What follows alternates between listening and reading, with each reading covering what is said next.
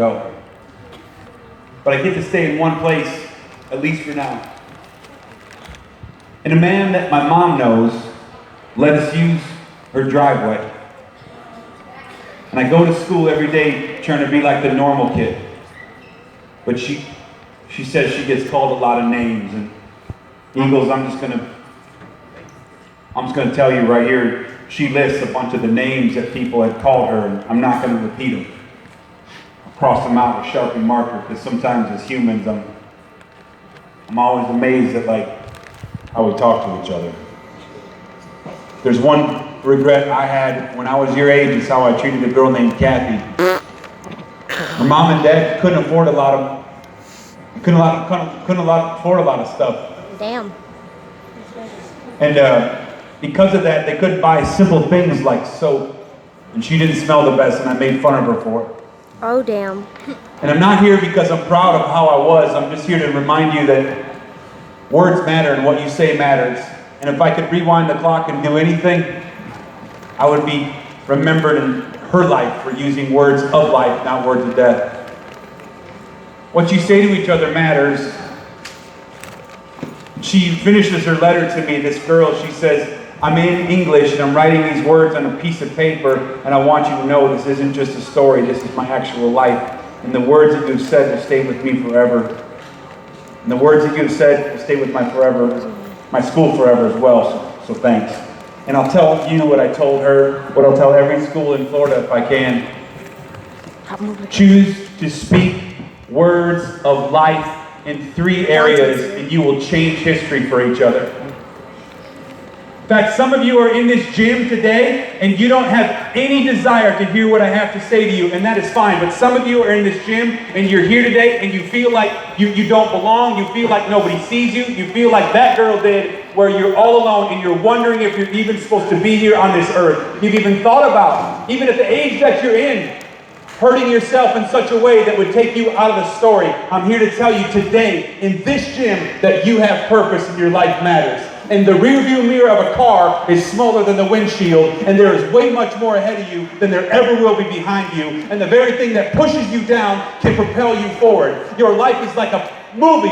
It's just like keeps playing. There's more episodes, there's more installments. You're in a really crappy chapter of the book, but keep flipping those pages, because it didn't end there for her, and it doesn't end in this pain for you. Are you hearing what I'm saying? What are some of the most stories after stories after stories, when I meet people that have so much opposition in their life, you know what I look at? I look at a world changer that can walk further in life because they've gone through things that some of the other ones haven't. I'm here to tell you today, someone will always want you, someone will always care for you, and your life has purpose. Stop thinking about ending your story and keep reading it, because it gets better.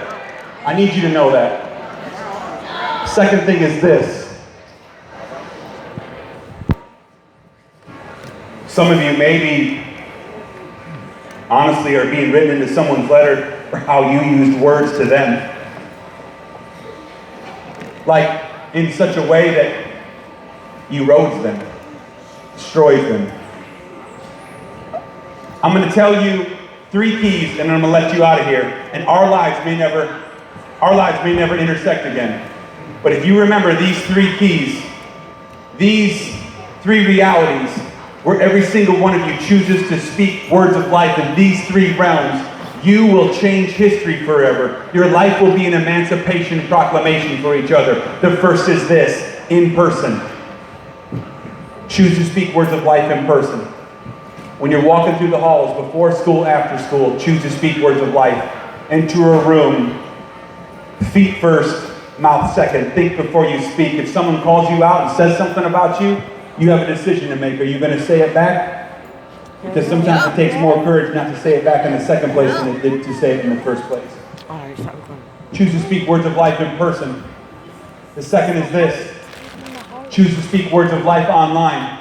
Everybody say pause. 1, 2, 3. Pause. That's all I'm asking you to do. Before you post anything on the internet about anyone or yourself, just pause. Pause before you post. Before you post anything on the internet, just pause and ask yourself, is this a word of life or is this a words of death? If it's words of death, delete the hate off your screen rather than spread it through your school. Just pause before you post. That's all you gotta do. I got an InstaG, I got a Snappy Chatty, I got a Facebook. What? And every time I use it, I gotta ask myself, I gotta pause before I post. Social media is a great tool and a horrible taskmaster. Do not let it destroy your dreams and the people around you by being careless with your words. There's no such thing as private on the internet. Pause before you post. The third is this. You ready? Choose to speak words of life to yourself.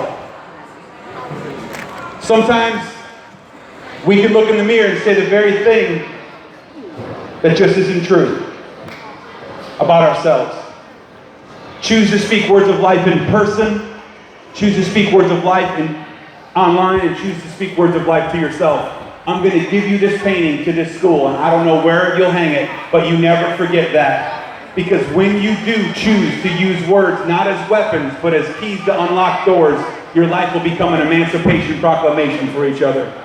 I never went to art school. I failed English class. I failed speech class. And in this poem, in this moment, I want to read this poem to you.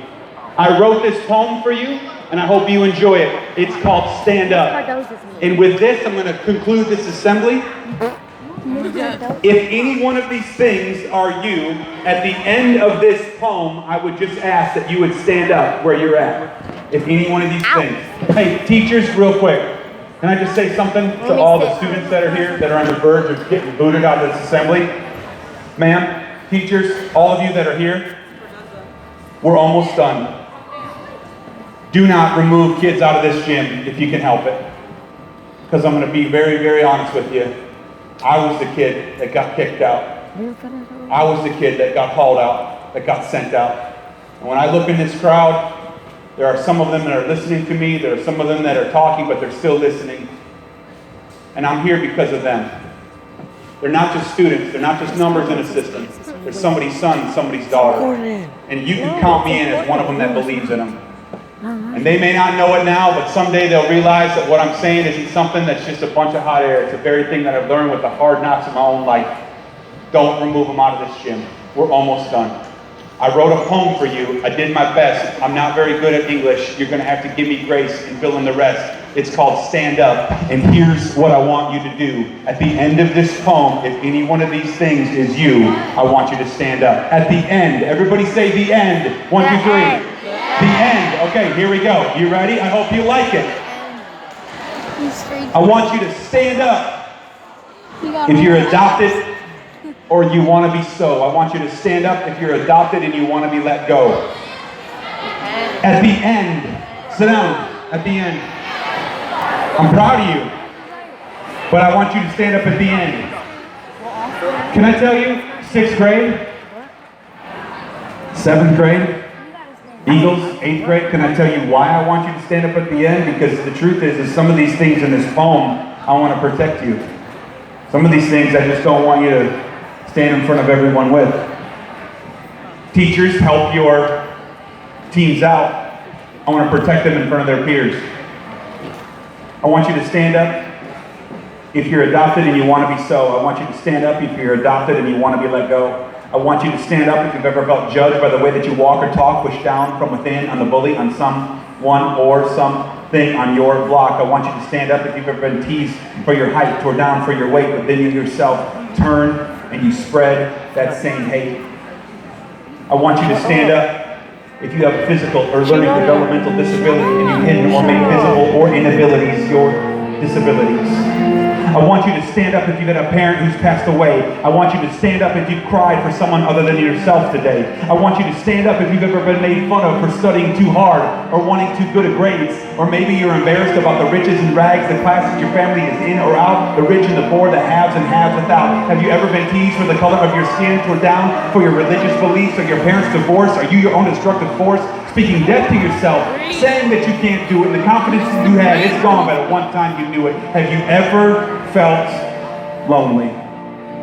I want you to stand up if you want this journey to begin. Words of life, not death. You feel something stirring within. I want you to stand up if you are sick and tired of the status quo. Tired of even seeing one classmate go down a path they don't deserve by the choices that you or someone else has made with their words. Are you ready to move forward as one, strong, united, and poised to overcome? Then speak 1,000 deaths to the jaded past and believe that sticks and stones do break bones, but the words you choose can change that poem. There'll always be life, there'll always be death. So choose today the choice that you make. Choose today the choice that you make. The message you hear be the one that you take. Speak kindness, speak justice, speak beauty, speak love. Words of death no longer, but for once, words of life. And stand up for each other. If any one of those things are you, I just want you to stand up right where you're at. Look around. My name is Eric Samuel Tim.